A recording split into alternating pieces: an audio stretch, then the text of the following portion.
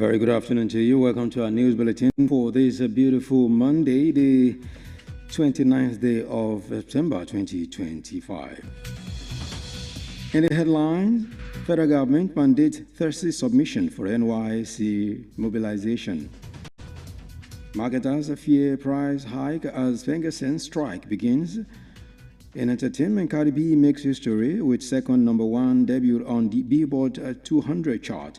In business, Nigeria and China trade hits $15.48 billion in the first half of 2025. From the entertainment scene, from the foreign scene, Seychelles to hold presidential runoff after vote fails to produce a clear winner. And on sport, Polokwane Stadium chosen as venue for Lesotho versus Super Eagles qualifier. Details shortly.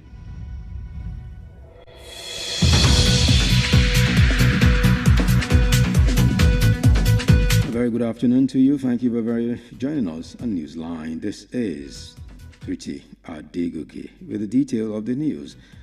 American rapper Cardi B has solidified her place in music history by becoming the first female rapper to debut her first 2 studio albums at #1 on the Billboard 200 chart.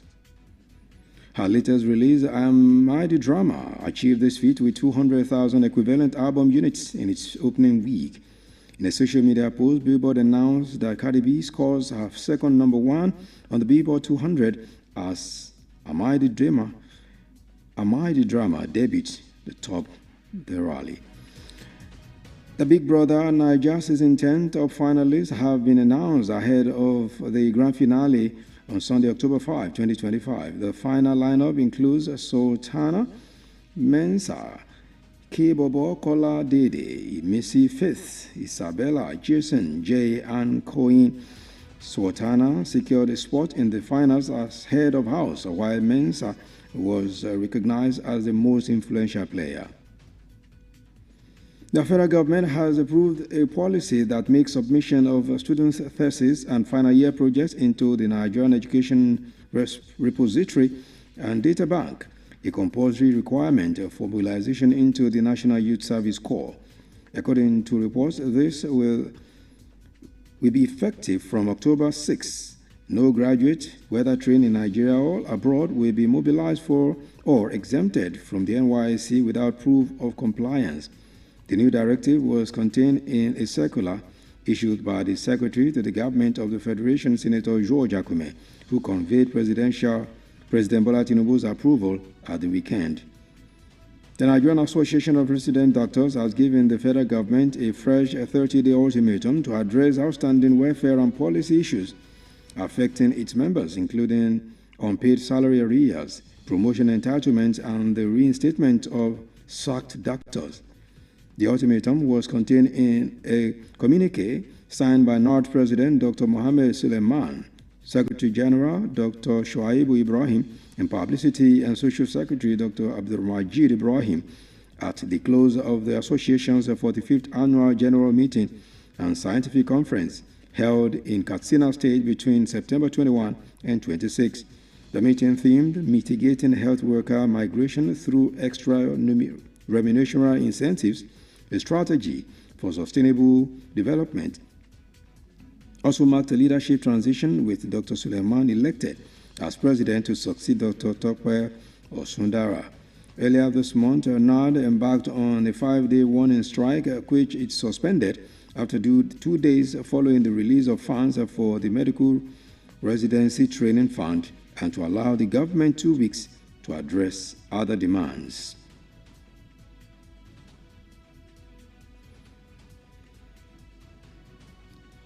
Nigeria may face tougher days ahead as the nationwide strike declared by the Petroleum and Natural Gas Senior Staff Association of Nigeria, PENGASN, begin from today, threatens to unleash a twin blow of soaring petrol prices and widespread electricity blackouts. The union's directive to halt crude oil and gas supplies to the Dangote Petroleum Refinery has sent shockwaves through the energy sector, with oil marketers warning of severe disruptions in fuel distribution. This move is expected to choke the domestic market, driving up the demand and prices. Compounding the crisis, power generation companies have announced a complete shutdown of all terminal plants, a direct fallout of the strike. You're listening to Newsline on Melody 100.7 FM, Ibadan. The news returns shortly. Please stay with us.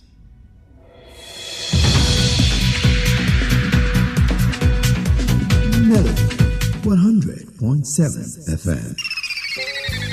Doing business without advertising is like winking at a girl in the dark.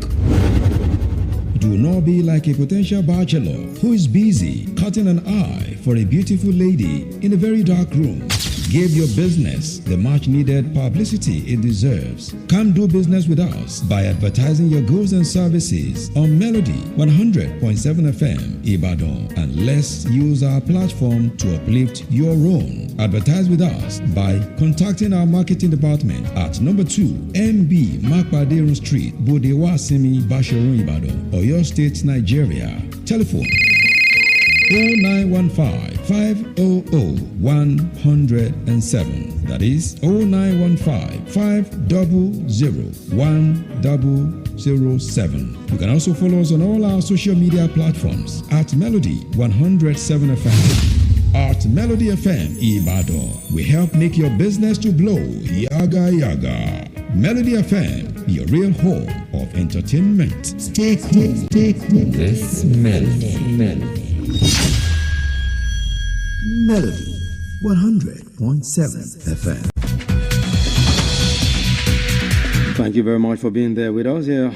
Now the rest of the news. The volume of trade, we're moving to business now, between Nigeria and China increased by 34.7% to $15.48 billion between January and July 2025, which is the first half compared to the same period in 2024. China's Consul General in Lagos says Mr. Yan Yangqing disclosed this during a reception to mark China's 76th founding anniversary, Nigeria's 65th independence anniversary, and the Mid-Autumn Festival.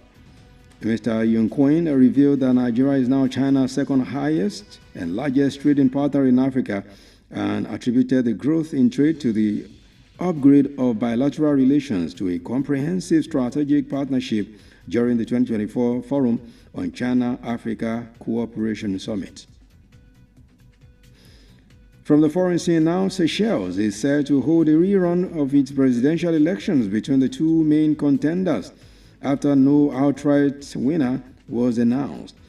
Opposition leader Patrick Hamien received 48.8% of the vote against the incumbent president Wafel Rembankwane, who garnered 46.4%, the Electoral Commission announced.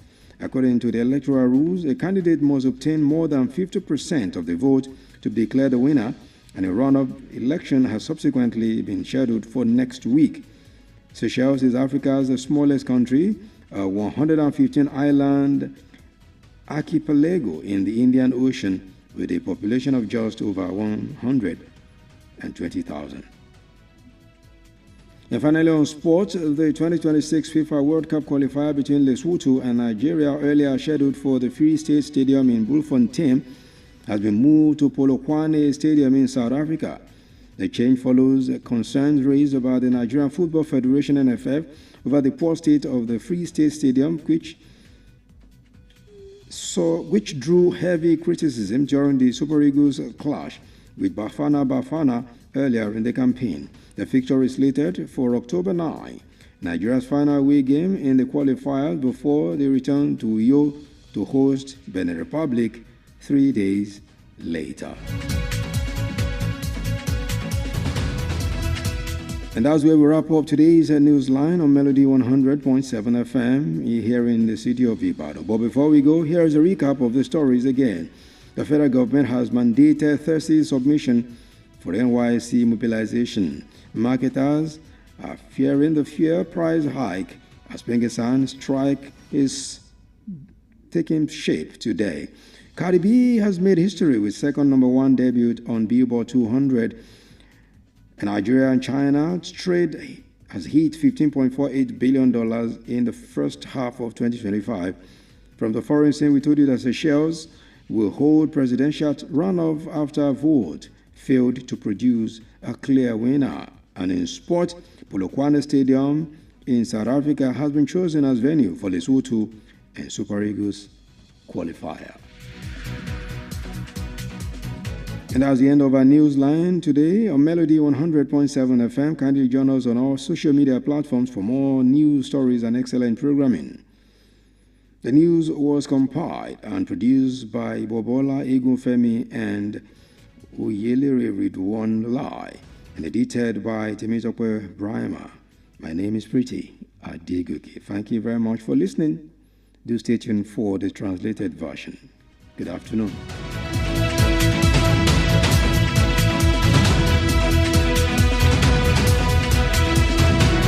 Melody FM 100.7 rédíò yìí kọjá bẹ́ẹ̀.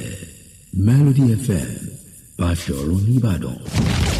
Ìròyìn ní ìkànnì Melody 100.7 FM Ìbàdàn.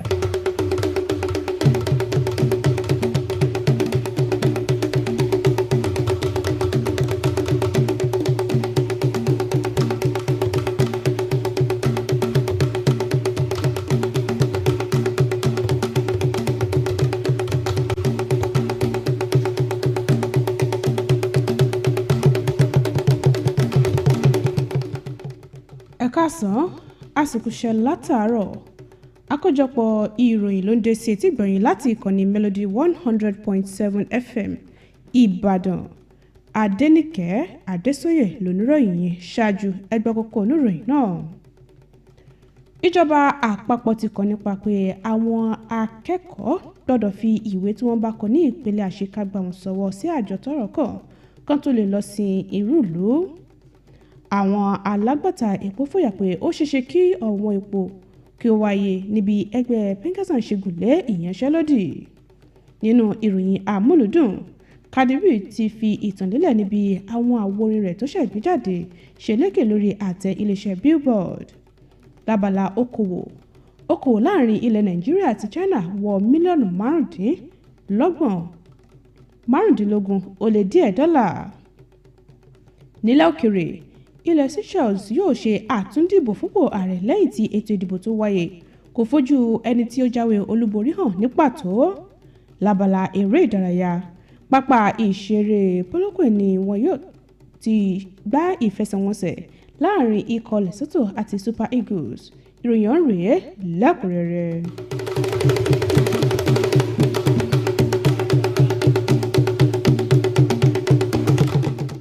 Nínú ìròyìn àmúlùdùn, olórin takasúfèé ní tó jẹ́ ọmọ ilẹ̀ Amẹ́ríkà Cardi B ti fi ìtàn lélẹ̀ níbi ó ṣe di obìnrin olórin takasúfèé àkọ́kọ́ tí àwo orin rẹ̀ méjì tó kọ́kọ́ gbé jáde yóò wà ní ipò àkọ́kọ́ lórí àtẹ iléeṣẹ́ Billboard. Orin tí ó gbé jáde gbẹ̀yìn, Am I the Drama, ló ṣokùnfà àṣeyege yìí lórí ìtàkùn ayélujára. Iléeṣẹ́ Billboard kéde pé orin rẹ̀ ló ń lékè téńté.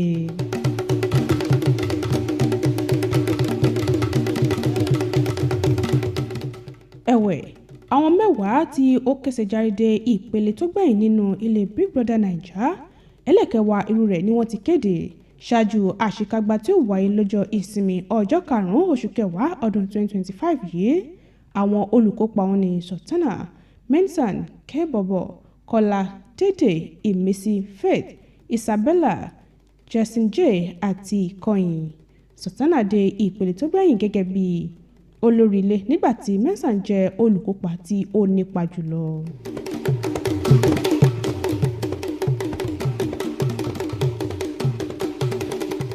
Kúrò níbi ìròyìn àmúlùdùn, ìjọba àpapọ̀ ti buwọ́lu ìlànà kan èyí tó kàn nípa fún àwọn akẹ́kọ̀ọ́ láti fi ìwé tí wọ́n kọ ní ìpele àṣekágbá tá a mọ̀ sí final year project sọwọ́ sí iléeṣẹ́ tí ó ń rí sí àkọsílẹ̀ ètò ẹ̀kọ́ nílẹ̀ yìí kó tó di wípé wọn yóò láǹfààní àti lọ sin ìrúlù. Gẹ́gẹ́ bí ìròyìn ṣe sọ, èyí yóò múlẹ̀ bẹ̀rẹ̀ láti ọjọ́ 6 oṣù kẹwàá tí ó sì ní kò ní sí akẹ́kọ̀ọ́ gboyè kankan bóyá ó kẹ́kọ̀ọ́ nílẹ̀ yìí tàbí nílẹ̀ òkèrè tí yóò láǹfààní àti kópa nínú ìsìnrúlù láìsí ẹ̀rí wípé ó tẹ̀lé àṣẹ náà. Ìdarí tuntun ìjẹyọ nínú àtẹ̀jáde kan látọwọ́ akọ̀wé ìjọba àpapọ̀ Senator George Akume, ẹni tí ó ń tẹ̀lé àṣẹ ààrẹ Bọ́lá Tinubu.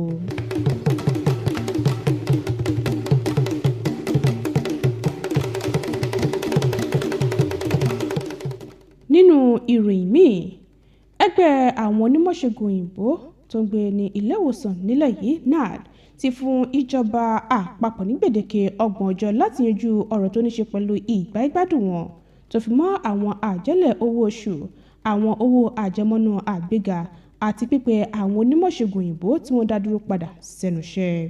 Gbèdéke yìí jẹ́ nínú àtẹ̀jáde tí ààrẹ àpapọ̀ ẹgbẹ́ NAD Dókítà Mohammed Sulaiman, akọ̀wé àpapọ̀ Dókítà Shaibu Ibrahim àti akọ̀wé ìpolongo Dókítà Abdulmajid Ibrahim buwọ́lù lẹ́yìn ìpàdé àpapọ̀ ọlọ́dọọdún ẹgbẹ́ ọ̀hún 45 irú rẹ̀ èyí tó wáyé ní ìpínlẹ̀ Katsina láàrin ọjọ́ 21 sí ọjọ́ 26 oṣù kẹsàn-án. Níbi ìpàdé ọ̀hún, ìṣípòpadà ìdarí tún wáyé níbi Dókítà Suleiman ṣe di yíyàn láti gba ìkúdà ìdarí lọ́wọ́ Dókítà Tọ́pẹ́ Ọ̀ṣúndára. Níbẹ̀rẹ̀ oṣù yìí, ẹgbẹ́ NAD gùnlé ìyanṣẹ́lódì ìkìlọ̀ ọlọ́jọ́ 5 èyí tí wọ́n ṣẹ́wélé lẹ́yìn ọjọ́ 2 látàrí bí ìjọba ṣe yọ̀ǹda owó ìdánilẹ́kọ̀ọ́ àwọn onímọ̀ṣègùn òyìnbó tí ó ń gbé ilé ìwòsàn náà, tí ó sì fún ìjọba ní ọ̀sẹ̀ 2 láti yanjú àwọn ọ̀rọ̀ tó kù.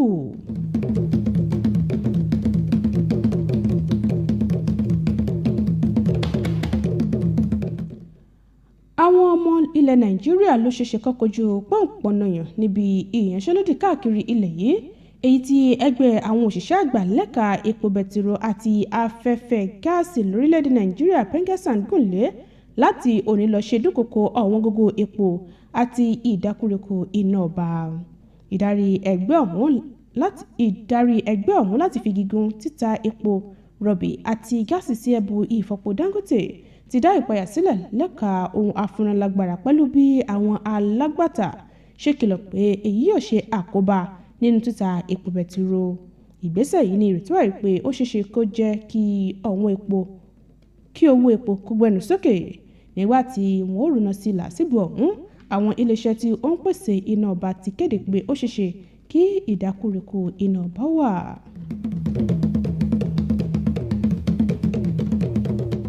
Àkójọpọ̀ ìròyìn lẹ́ ń gbọ́ lọ́wọ́ láti ìkànnì Melody 100.7 FM Ìbàdàn. Ìròyìn tẹ̀síwájú láìpẹ́.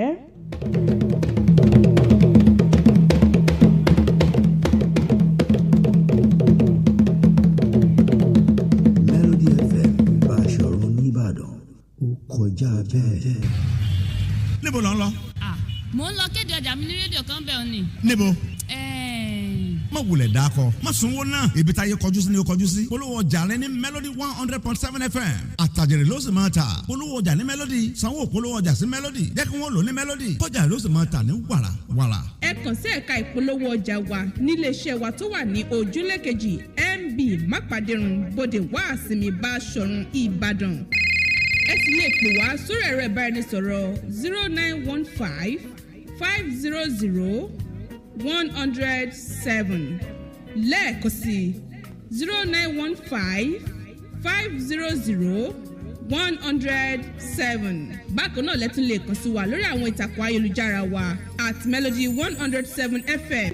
Àtàjèrè fún gbogbo ẹni tó bá polówó ọjà ní Melody 100.7 FM. Melody FM Báṣọ̀run nìbàdàn kọjá bẹ́ẹ̀.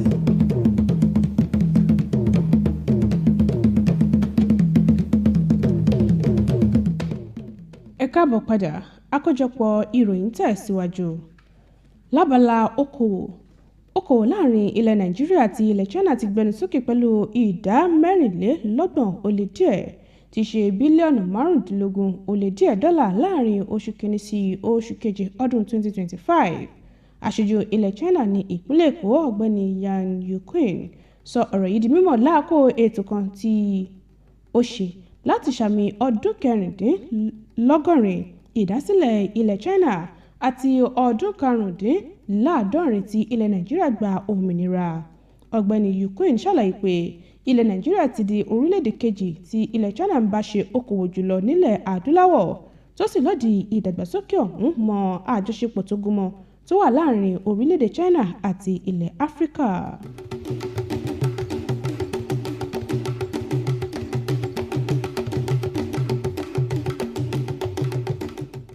nílẹ̀ òkèrè àwọn ọmọ ilẹ̀ Seychelles ti ṣetán láti ṣe àtúndìbò fún ipò ààrẹ láàrin àwọn olùdíje gbòógì méjì látàrí bí kò ṣe sí ẹni tó jáwé olúborí ní tààrà. Adarí alátakò Patrick Hamine ní ìbò ìdá 49 tako ààrẹ tó wà lórí àlééfà Wavu Ramkalawan tí ó ní ìbò ìdá 54 ó lé díẹ̀ gẹ́gẹ́ bí àjọ elétò ìdìbò lórílẹ̀‐èdè ọ̀hún ṣe kéde. Níbàámu pẹ̀lú ìlànà ètò ìdìbò ní orílẹ̀‐èdè ọ̀hún, olùdíje gbọ́dọ̀ ní ìbò tí ó lé ní ìdá 50 kí wọ́n tó lè kéde rẹ̀ gẹ́gẹ́ bí ẹni tó jáwé olúborí tí àtúndìbò yìí yóò sì wáyé lọ́sẹ̀ tó ń bọ̀. Ilẹ̀ Seychelles ní orílẹ̀‐èdè ilẹ̀ Áfíríkà tí ó kéré jùlọ táwọn èèyàn bẹ̀ sì lé díẹ̀ ní 100,000.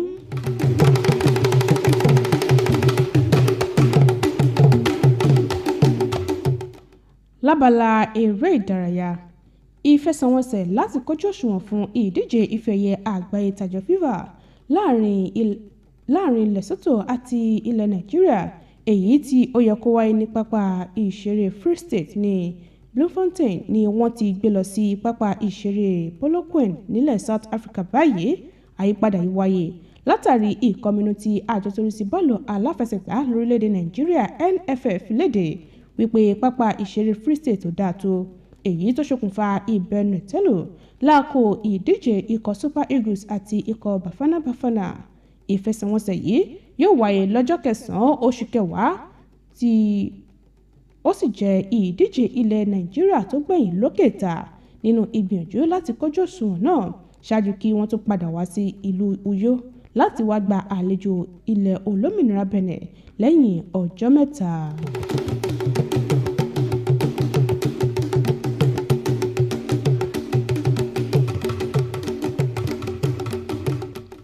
Ká tó mú ìròyìn wá sópin, ẹgbẹ́ àwọn kókó tá a mẹ́nubà lẹ́ẹ̀kan sí i. Ìjọba àpapọ̀ ti kọ́ nípa pé àwọn akẹ́kọ̀ọ́ gboyè gbọ́dọ̀ fi ìwé tí wọ́n kọ nípele àṣekágbá táwọn sí final year project sọwọ́ sí àjọ tọ́rọ̀ kàn kí wọ́n tó lè lọ sí ìrúlù. Àwọn alágbàtà epo fòyà pé ó ṣeéṣe kí ọ̀wọ́n epo lọ sókè kí owó epo lọ sókè níbi ẹgbẹ́ Pengassan ṣe gùnlé ìyanṣẹ́lódì. Nínú ìròyìn amúlùdùn afitóni ti pé Cardi B ti fi ìtàn lélẹ̀ níbi àwọn àwòrán rẹ̀ ṣe lékè téńté lórí àtẹ iléeṣẹ́ Billboard. Lábala okòwò, amúwa títí gbẹ̀yìn pé okòwò láàrin ilẹ̀ Nàìjíríà àti ilẹ̀ China wọ mílíọ̀nù 15 ó lé díẹ̀ dọ́là. Nílẹ̀ òkèrè, ilẹ̀ Seychelles yóò ṣe àtúndìbò fún ipò ààrẹ lẹ́yìn tí ètò ìdìbò tó wáyé ò fojú ẹni tó jáwé olúborí hàn ní pàtó.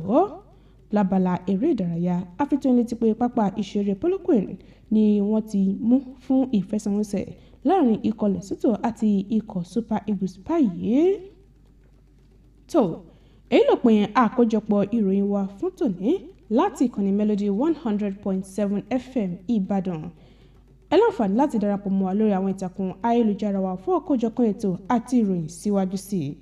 Bọ́bọ́lá Egunfẹ́mi àti Ridwan Oyèlérè ló ṣe àkójọpọ̀ ìròyìn, Tèmítọ́pẹ́ Brahma ló lóòtú ìròyìn, Adenike Adésóyè ló kà sétìgbọ̀yìn. Mo kí yín, ẹ máa yáṣẹ́ o.